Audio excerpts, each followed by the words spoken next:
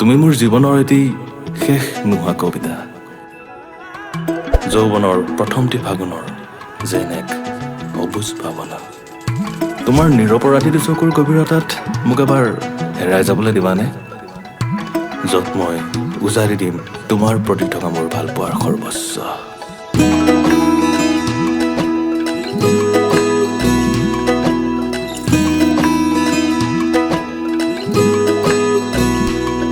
লিখিছিলো এটি কবিতা নাছিলে একো শিৰোনামা আজিও পৰা নাই দিব পূৰ্ণতা সেই কবিতাটি আশা ভৰা মাথো তোমাৰে আছে বৰ্ণনা কি জানি চলিয়ে থাকিব এই লেখা তুমিও